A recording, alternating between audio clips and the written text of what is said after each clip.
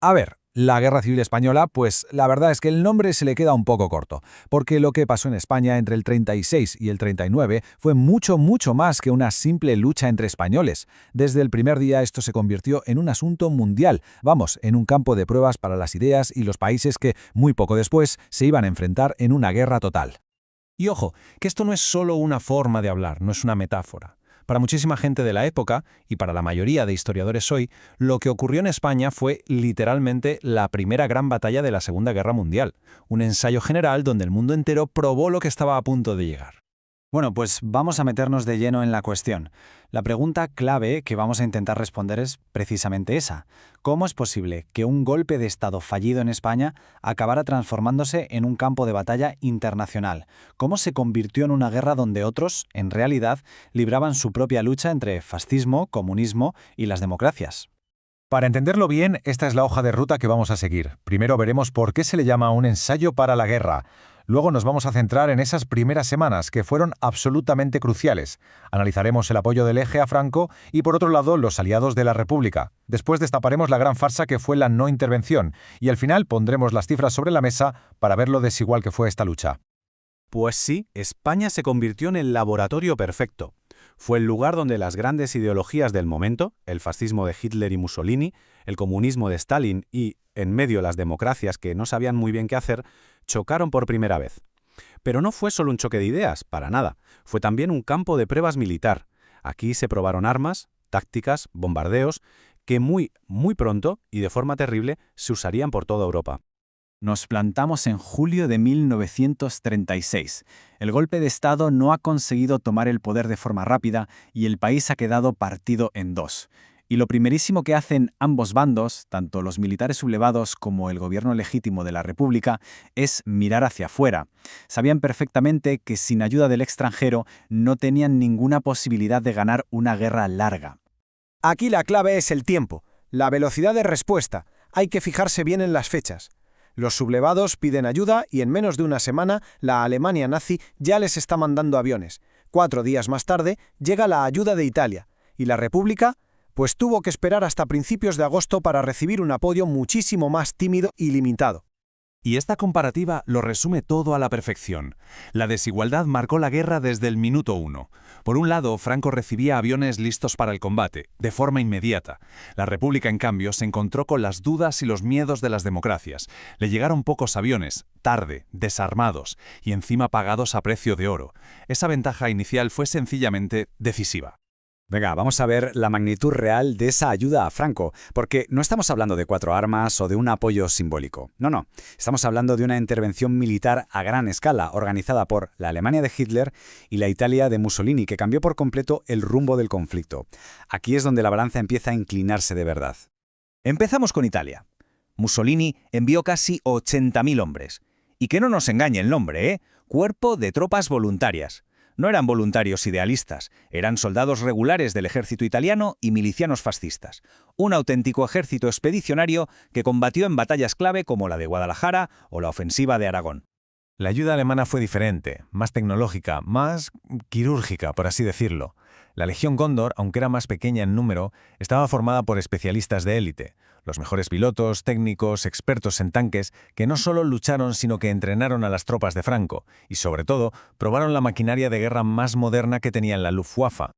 Entonces, ¿qué ganaba Hitler con todo esto? Pues varias cosas, y todas muy calculadas. Primero, una España amiga debilitaría a Francia por su frontera sur. Segundo, le aseguraban minerales vitales como el wolframio para su industria de guerra. Tercero, servía de barrera contra el comunismo. Y cuarto, como ya hemos dicho, era el campo de pruebas perfecto. Y si quedaba alguna duda de esto último, esta cita de Hermann Göring en los juicios de Nuremberg es escalofriante. Lo confirma todo con una frialdad pasmosa. Es la prueba definitiva de que España fue un laboratorio. Aquí se probaron los bombarderos en picado, los Stukas, y se perfeccionaron las tácticas de bombardeo de terror sobre la población civil, como ocurrió en el tristemente famoso caso de Guernica. Bien, pues ahora vamos a cambiar de bando. ¿Qué apoyo recibió el gobierno republicano? Una vez que las democracias le dieron la espalda, la República tuvo que recurrir básicamente a 2 fuentes de ayuda, la Unión Soviética de Stalin y los miles de voluntarios antifascistas que llegaron de todo el mundo. Y hay que subrayar esto muy bien. La ayuda soviética no llegó hasta octubre. casi 3 meses después de que empezara la guerra. Para entonces, la ayuda de Alemania e Italia ya había sido fundamental, por ejemplo, para cruzar al ejército de África a la península. En una guerra 3 meses es una eternidad. Esto dejó a la Unión Soviética como el único gran proveedor al que la República podía agarrarse. La ayuda soviética fue importante, no hay duda. Cientos de aviones y tanques, además de asesores militares. Pero claro, tuvo un coste gigantesco. La República tuvo que pagarlo todo por adelantado con la mayor parte de sus reservas de oro, que se enviaron a Moscú en una operación secreta. Y esta dependencia total, lógicamente, le dio una influencia política enorme al Partido Comunista dentro de la zona republicana. Y luego está la parte, digamos, más épica, más romántica. Las brigadas internacionales. Unos 35.000 hombres y mujeres de todo el mundo que vinieron a España a luchar contra el fascismo. Su impacto moral fue inmenso, un símbolo increíble de solidaridad internacional. Pero si hablamos en términos puramente militares, su número nunca llegó a acercarse ni de lejos al de las tropas regulares italianas y alemanas que luchaban en el otro bando. Y mientras todo esto pasaba, las potencias democráticas, sobre todo Gran Bretaña y Francia, impulsaron una supuesta solución diplomática, el Comité de No Intervención.